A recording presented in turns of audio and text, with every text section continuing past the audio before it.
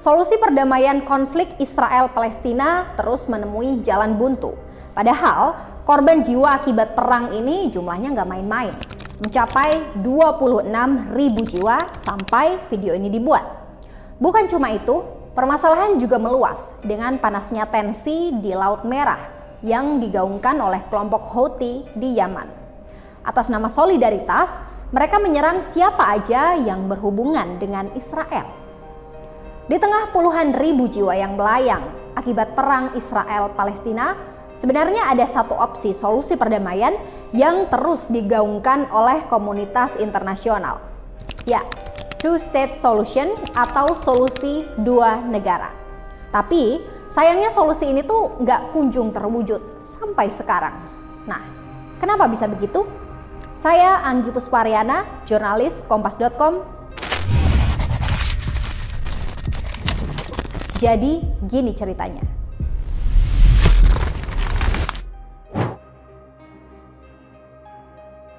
Two-state solution atau solusi dua negara pertama kali muncul pada tahun 1947 yang dicetuskan oleh PBB.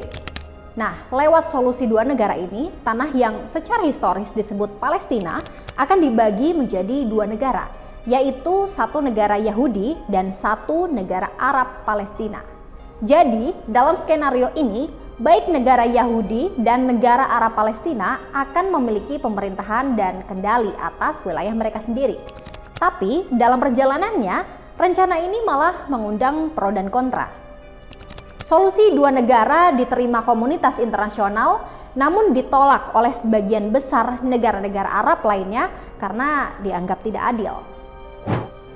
Ya gimana enggak, Palestina tentunya khawatir soal seberapa luas lahan dan akses terhadap sumber daya yang akan mereka peroleh. Sebab dari usulan itu, orang-orang Palestina mendapatkan tanah-tanah yang tandus seperti Gurun Negev, tepi barat, dan jalur Gaza. Di sisi lain, wilayah-wilayah yang diusulkan untuk negara Yahudi mencakup daerah-daerah subur seperti Lembah Jezreel dan pesisir utara. Gak cuma itu, pembagian ini tuh jatuhnya juga membuat wilayah Israel lebih luas, yakni sekitar 56,5%. Sedangkan hak rakyat Palestina hanya 43,5%. Kemudian 2% sisanya ini, yakni Yerusalem, ditetapkan sebagai korpus separatum atau entitas terpisah yang dikelola perwalian internasional. Karena inilah Israel menerima rencana tersebut dan membuat solusi dua negara ini dijadikan sebagai pembenaran hukum bagi pendirian negara Israel pada Mei 1948. Belum lagi pada 1967, waktu Israel menang telak dalam perang 6 hari melawan Mesir, Suriah, dan Yordania. Di situ Israel kembali mendapat tambahan wilayah 4 kali lipat dari ukuran aslinya. Pasca perang Arab-Israel pertama, Israel ini semakin luas menguasai wilayah historis Palestina yang mencapai 77%. Jumlah ini jauh lebih luas dari jatah wilayah sesuai resolusi PBB dan hanya menyisakan wilayah Gaza dan tepi barat. Sedangkan wilayah Palestina semakin mengecil, padahal saat itu warga Arab Palestina merupakan mayoritas penduduk di sana. Ini nih gambaran peta Israel Palestina dari waktu ke waktu.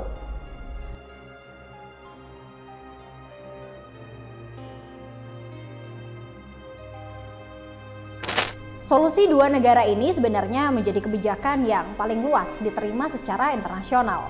Ya, meskipun orang-orang Israel dan Palestina kini semakin melihatnya sebagai sesuatu yang mustahil. Kenapa? Pertama, karena pendudukan Israel.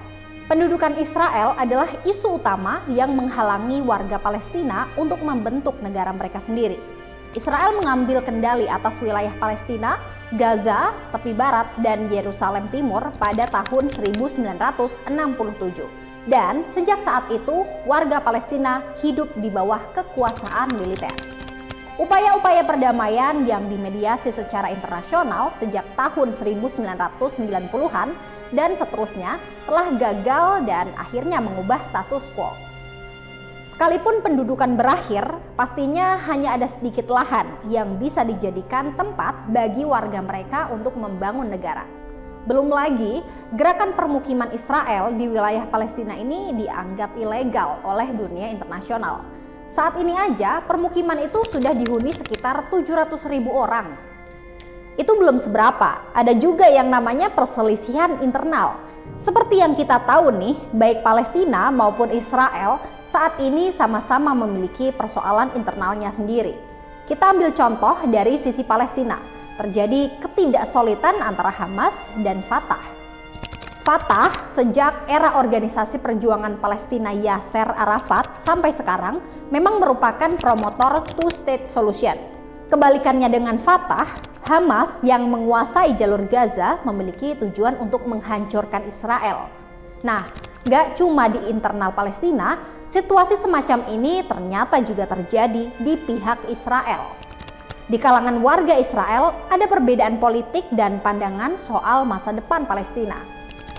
Ada parpol yang mendukung solusi dua negara hingga yang mendukung permukiman orang-orang Yahudi di tepi barat yang diduduki Israel. Selain dari sisi Palestina dan Israelnya sendiri, solusi dua negara tak kunjung tercapai, salah satunya juga karena intervensi negara-negara tetangga. Kita ambil contoh Arab Saudi, Uni Emirat Arab, dan Bahrain. Mereka sebenarnya bisa aja nih memberikan tekanan pada Israel agar melakukan kompromi. Namun, dalam hubungan diplomatik, ketiga negara ini tuh nyatanya udah terikat perjanjian dengan Israel yang namanya Abraham Accords. Perjanjian ini dipandang sebagai simbol berakhirnya permusuhan Israel dengan negara-negara Arab sekaligus pengakuan negara-negara Arab terhadap keberadaan Israel sebagai sebuah negara. Kemudian ada juga nih Iran dan Suriah yang sudah sejak lama jadi pendukung Palestina. Gak jarang juga kan mereka memberikan dukungan kepada kelompok-kelompok bersenjata di Palestina. Nah, ini juga yang membuat konflik di Palestina tak kunjung reda. Dan lagi-lagi, selain mereka nih, kita juga nggak bisa melupakan peran Amerika Serikat. Apalagi dalam dua masa pemerintahan terakhir, negeri Paman Sam ini memiliki kedekatan yang berbeda terhadap konflik Israel-Palestina, yang tentunya mempengaruhi proses negosiasi. Salah satu kebijakan yang paling disoroti yakni ketika pemerintahan Trump mengakui Yerusalem sebagai ibu kota Israel dan memindahkan kedutaan besar Amerika Serikat ke kota itu. Tapi saat Biden berkuasa, AS langsung membatalkan kebijakan terhadap Palestina dan Israel di era Trump itu. Meskipun pada akhirnya mereka tetap mendukung Israel sebagai sekutu. Faktor terakhir yang jadi penyebab solusi dua negara tak kunjung tercapai adalah adanya isu ekstremisme. Gak bisa dipungkiri, konflik ini punya aspek agama yang kuat, yang seringkali dimanfaatkan kelompok-kelompok ekstremis untuk menggalang dukungan dan melanjutkan kekerasan.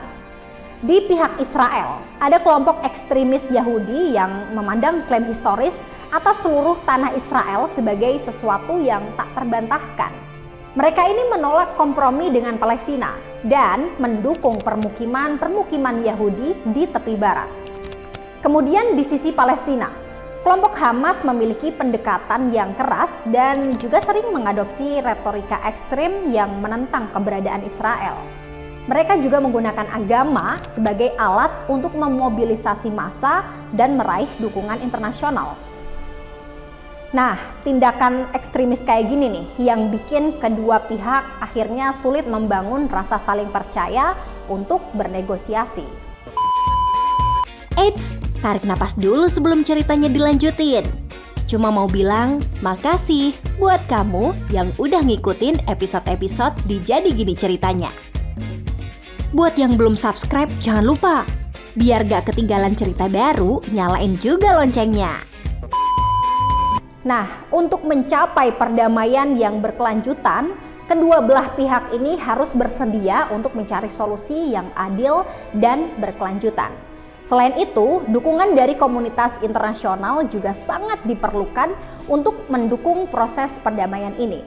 Solusi ini mungkin tidak akan memuaskan semua pihak sepenuhnya, tapi dapat menjadi langkah positif menuju perdamaian dan stabilitas di Timur Tengah. Sekian dulu cerita kali ini. Bye!